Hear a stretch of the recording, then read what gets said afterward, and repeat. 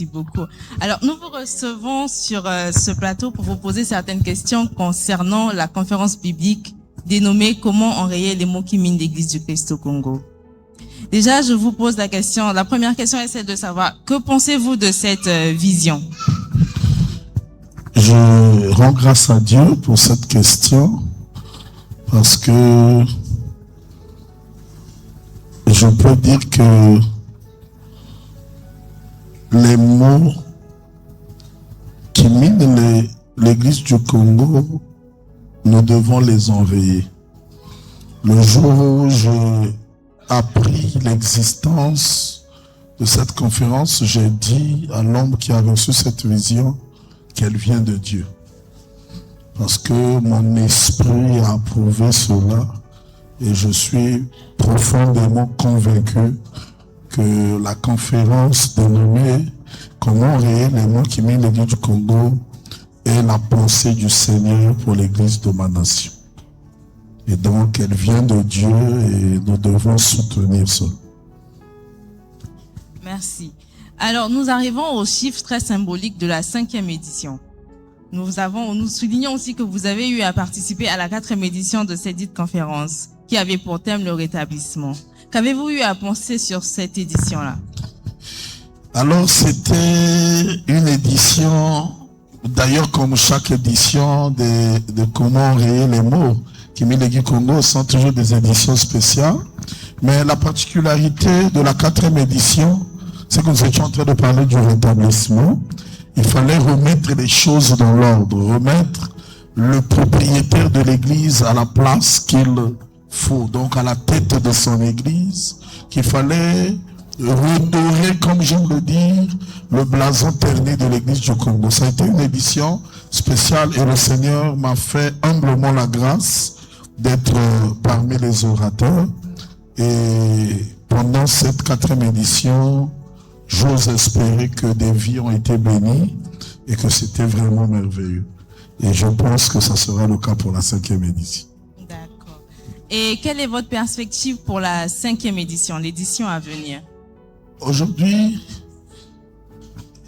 si l'on n'en parlait pas, j'allais avant de partir demander au pasteur Pichot à quand la conférence. Parce que je lui avais dit à la fin de la 4e édition que le Seigneur me disait de lui dire qu'il ne faut pas te fatiguer, il faut continuer de travailler. C'est pour dire que les perspectives pour la 5e édition pour moi sont grandioses.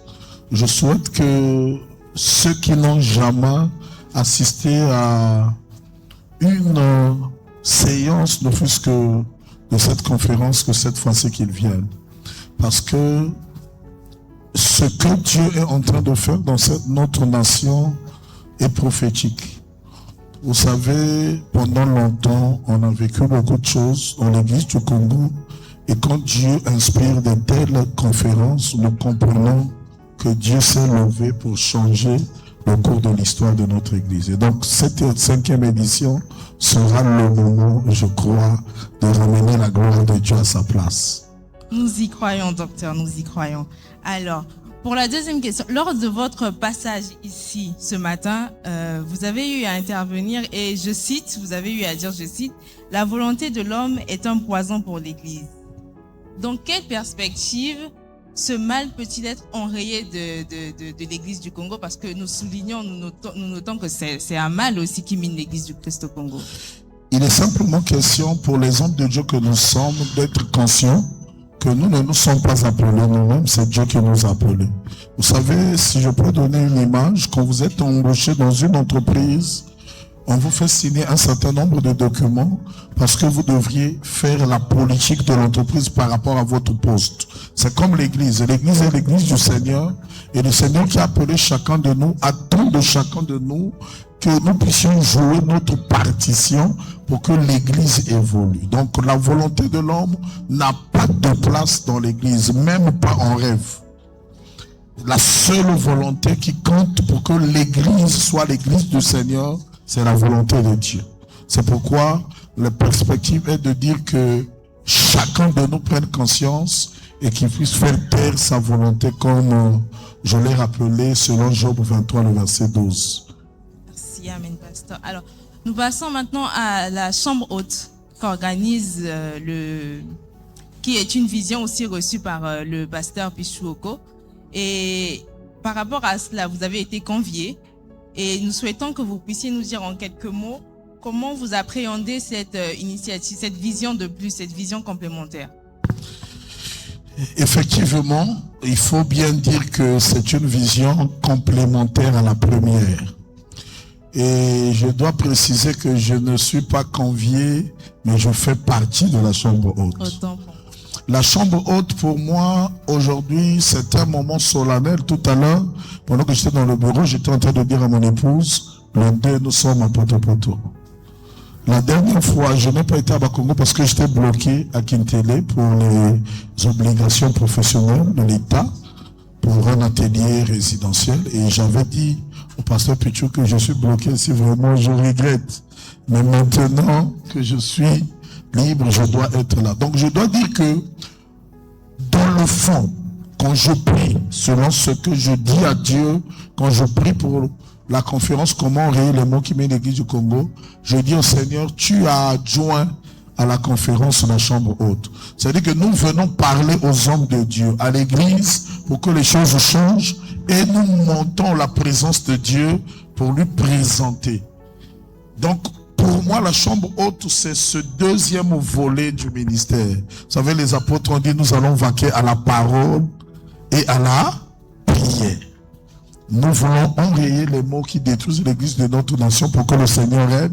Et nous voulons même au moment prier que notre nation soit une nation restaurée, parce qu'il y a une église dans cette nation qui est le sel de la terre et la lumière du monde.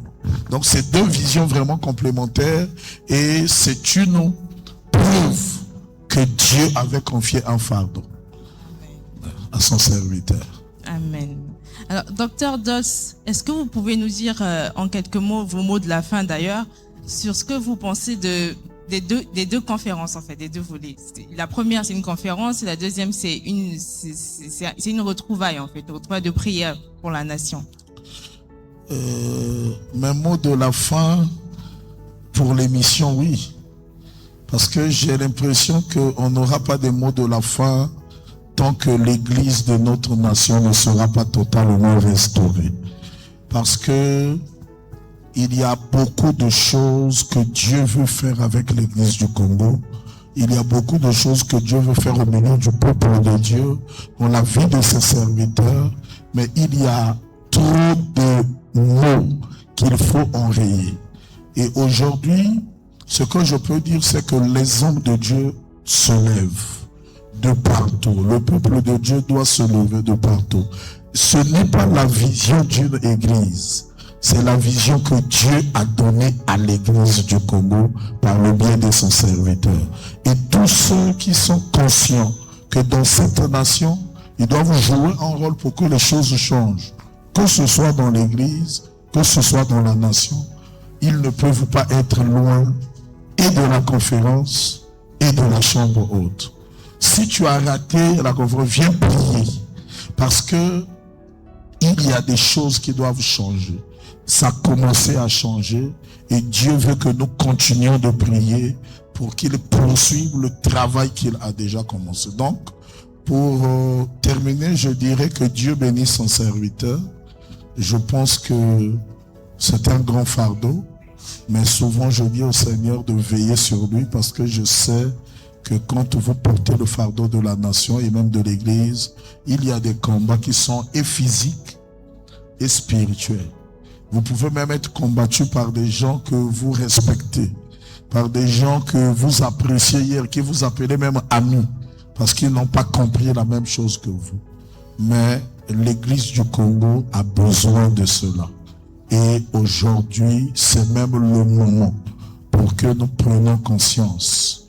Donc, j'invite l'église, j'invite tous les serviteurs, les ministres de Dieu, que ce soit des pères, tout le peuple de Dieu à honorer cette grande conférence que nous aurons au début du mois d'avril sur comment enrayer les maux qui mènent l'église du Congo. mais aussi à répondre favorablement à nos moments de prière mensuels de la chambre haute que actuellement nous sommes en train de faire dans chaque arrondissement. Et nous croyons que le Seigneur nous emmènera aussi dans les départements, parce que c'est de ça dont il s'agit. Donc, je lance un appel solennel à toute l'église du Congo pour cela. Il n'est pas question de voir le pasteur Pichou, il est question de voir le Dieu du pasteur Pichou, celui qui a donné cette vision, et c'est lui que nous honorons pour que les choses changent. Merci. Merci. Merci pour votre passage, Dr. Dotswazimich.